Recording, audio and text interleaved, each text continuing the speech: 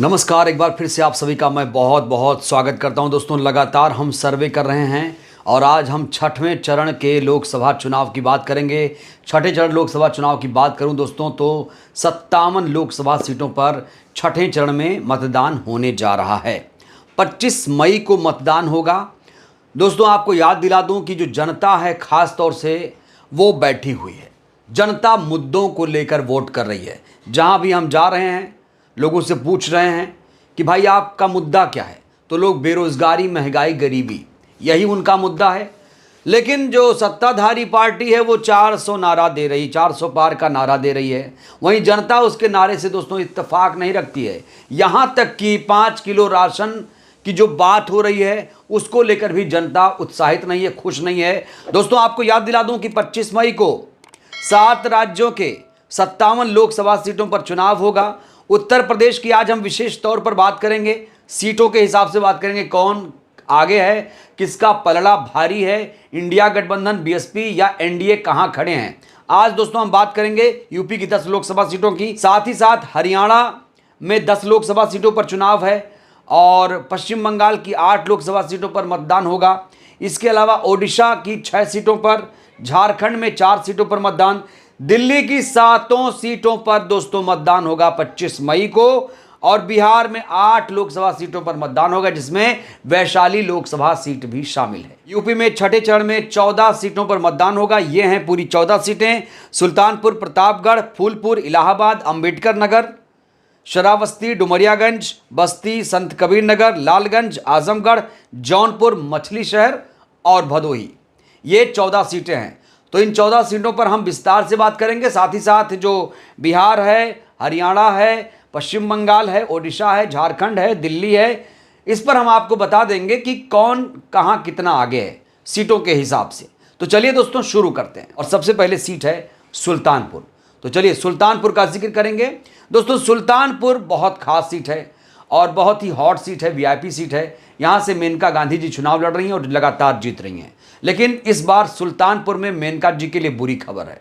सत्ता विरोधी लहर की वजह से सुल्तानपुर में इस बार खेल मेनका गांधी का बिगड़ सकता है। स्थानीय लोगों में नाराजगी है और इसीलिए ये सीट, सुल्तानपुर की सीट जो खास तौर से है, वो बीजेपी के हाथ से फिसलने वाली है। दोस्तों, सुल्तानपुर सीट पर बीजेपी हारेगी। बीजेपी हारेगी, ये तय है। अब जीतेगा कौन? चाहे इंडिया चाहे बीएसपी दोस्तों। और आपको याद दिला दूं, चाहे इंडिया जीते चाहे बीएसपी, बात बराबर है। क्योंकि दोस्तों बीजेपी जीतेगी तो उसका सपना पूरा होगा और वो जो चाहे करेगी। इसलिए सुल्तानपुर में दोस्तों साफ तौर पर ग्राउंड रिपोर्ट जो है खास तौर से यही कह रही है, ओपिनियन पोल यही कह रहा है कि बीजेपी सुल्तानपुर सीट हार रही है। और मुकाबला यहां पर बसपा और समाजवादी पार्टी के बीच है और समाजवादी पार्टी यहां थोड़ा सा आगे है, क्योंकि दोस्तों उसको फायदा इसलिए मिल रहा है क्योंकि समाजवादी पार्टी ने कांग्रेस के साथ गठबंधन किया है और इन दोनों पार्टियों को वोट इसलिए मिल रहा है क्योंकि ये इंडिया का हिस्सा है, इंडिया गठबंधन का हिस्सा है। तो यूपी में अगर देखा जाए तो कांग्रेस और समाजवादी पार्टी को इस बात का फायदा मिल रहा है। ग्राउंड पर जाइए तो ये लोग बोल रहे हैं, बात कर रहे हैं। दोस्तों, अगली सीट है प्रतापगढ़। दोस्तों, प्रतापगढ़ में इस बार बसपा अच्छे तरीके से चुनाव लड़ रही है। प्रतापगढ़ सीट पर बसपा अच्छा कर रही है। प्रतापगढ़ सीट बसपा आराम से निकालती हुई नजर आ रही है। दोस्तों, फूलपुर सीट पर इस बार कांटे की टक्कर होने जा रही है। यहां बसपा के उम्मीदवार हैं जगन्नाथ पाल और इंडिया गठबंधन के उम्मीदवार हैं अमरनाथ मौर्य। यहां इंडिया गठबंधन या फिर बीएसपी, ये दोनों में ज्यादा आसार हैं कि ये दोनों सीटें जीतेंगे। तो दोस्तों, फूलपुर में भी बीजेपी का जो खेल है वो बिगड़ रहा है। फूलपुर में सत्ता विरोधी लहर है। बेरोजगारी, महंगाई के मुद्दे पर लोग फूलपुर में भी वोट कर रहे हैं। दोस्तों, अगली सीट है इलाहाबाद। बेहद महत्वपूर्ण सीट है दोस्तों। यहां से बीएसपी के रमेश सिंह पटेल और कांग्रेस के उज्जवल रावत रमन सिंह चुनाव लड़ रहे हैं। मुकाबला यहां पर भी काफी दिलचस्प है। तो दोस्तों, इलाहाबाद में मैं कुछ कह नहीं सकता हूं। यहां पर 50-50 का मुकाबला सामने आ रहा है, लेकिन बीजेपी के लिए इलाहाबाद में भी बुरी खबर है। दोस्तों, अगली सीट की बात करेंगे। अगली सीट है अंबेडकर नगर सीट।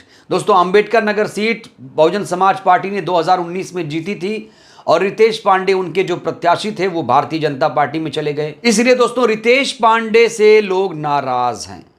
यहां पर यह आरोप लग रहा है अंबेडकर नगर में कि रितेश पांडे ने काम नहीं कराया और ऐसे में रितेश पांडे की वजह से बीजेपी को यहां पर नुकसान होने वाला है। यहां पर मुकाबला दिलचस्प है। बसपा ये सीट जीत सकती है क्योंकि यहां से कमर हयात अंसारी उम्मीदवार हैं। कमर हयात अंसारी साहब ये सीट जीत सकते हैं। हालांकि फाइट में लालजी वर्मा साहब हैं जो समाजवादी पार्टी के प्रत्याशी हैं।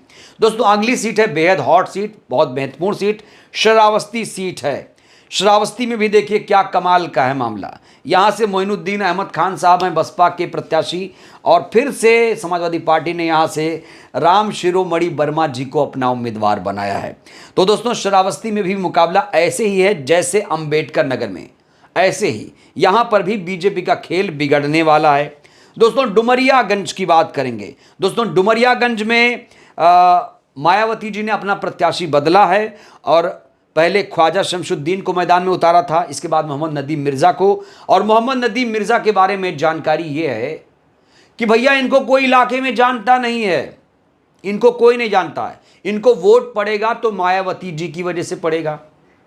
और एक चीज़ और बता दूं, बीएसपी से थोड़े लोग नाराज़ हो रहे हैं क्योंकि मायावती जी ने अपने भतीजे के खिलाफ कार्रवाई करके कहीं ना कहीं उससे दोस्तों एक तबके में नाराज़गी है। भले आप कहें कि उनका फैसला सही था, लेकिन मैं देख रहा हूं मुसलमान थोड़ा सा दोस्तों नाराज हुआ है। तो डुमरियागंज में बीएसपी तीसरे नंबर पर आ सकती है। जगदंबिका पाल यहां से उम्मीदवार हैं। कांटे की टक्कर हो रही है। भीष्म शंकर कुशल तिवारी और जगदंबिका पाल के बीच दोस्तों टक्कर है और इंडिया गठबंधन के उम्मीदवार कुशल तिवारी का पलड़ा यहां पर भारी लग रहा है। दोस्तों अब बात करेंगे बस्ती की। दोस्तों बस्ती में भी मायावती जी ने अपना प्रत्याशी बदला है। पहले ब्राह्मण को टिकट दिया, उसके बाद पटेल बहुजन ओबीसी को टिकट दिया, अब लौकेश पटेल को प्रत्याशी बनाया है। बीजेपी ने हरीश द्विवेदी को प्रत्याशी बनाया। राम प्रसाद चौधरी इंडिया गठबंधन के प्रत्याशी हैं, समाजवादी पार्टी के प्रत्याशी हैं।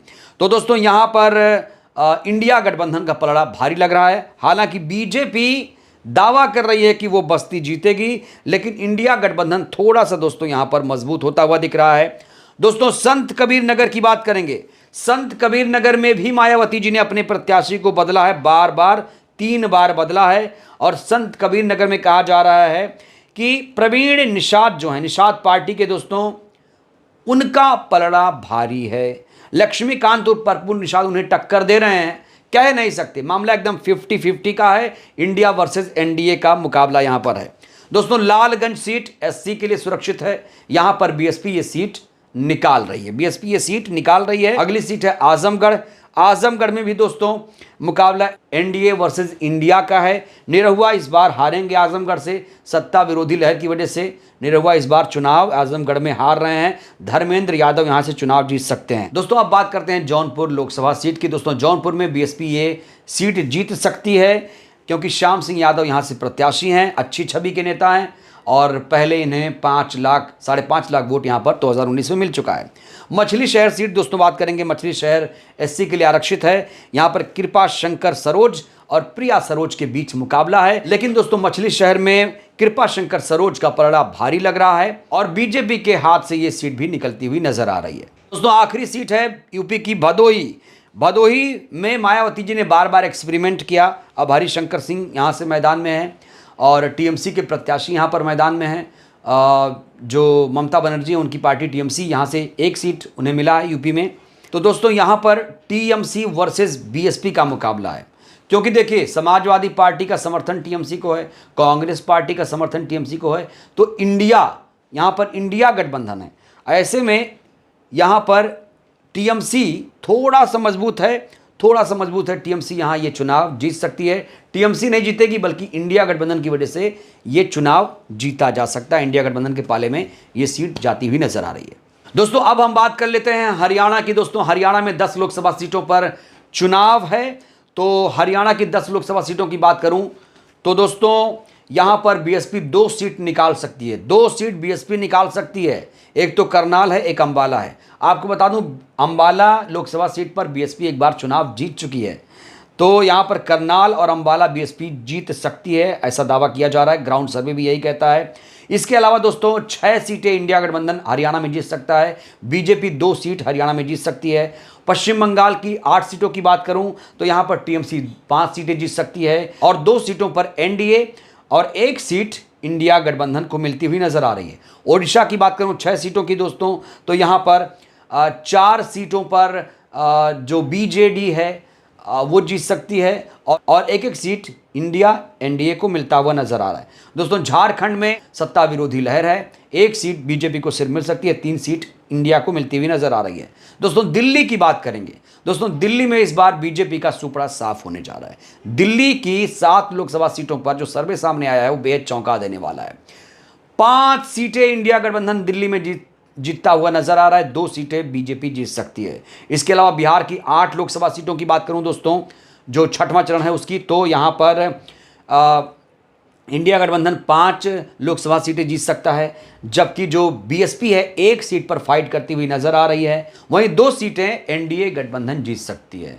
तो दोस्तों बीएसपी बिहार में 1 सीट निकालती हुई नजर आ रही है। वैशाली देखिए खास है, शंभू कुमार सिंह नेशनल दस्तक यहां से चुनाव लड़ रहे हैं और शंभू कुमार सिंह जो किसी परिचय के मोहताज नहीं है, उनको टिकट दिया है। तो वैशाली कहा जा रहा है कि ये सीट बसपा निकाल सकती है और हरियाणा में करनाल और अंबाला सीट बसपा निकाल सकती है। तो दोस्तों अगर मैं इसको समराइज करूं तो बीएसपी 8 से 10 सीटें जीत सकती है, इंडिया गठबंधन 25 से 30 सीटें जीत सकता है। वहीं जो एनडीए है दोस्तों 10 से 12 सीटों पर सिमटता हुआ एनडीए नजर आ रहा है। अन्य के खाते में 5 सीटें जाती हुई नजर आ रही हैं।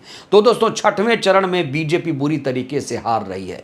जैसे जैसे चरणों का चुनाव बीत रहा है बीजेपी की टेंशन बढ़ती हुई नजर आ रही है। 400 पार का नारा चकनाचूर हो चुका है। यूपी की जो 80 सीटें जीतने का दावा कर रहे थे वो यूपी में हवा हो गए हैं दोस्तों। हवा टाइट हो गई है एनडीए की, भारतीय जनता पार्टी की। तो दोस्तों ये है हमारा सटीक सर्वे और हमने ग्राउंड पर जाकर इस सर्वे को तैयार किया है।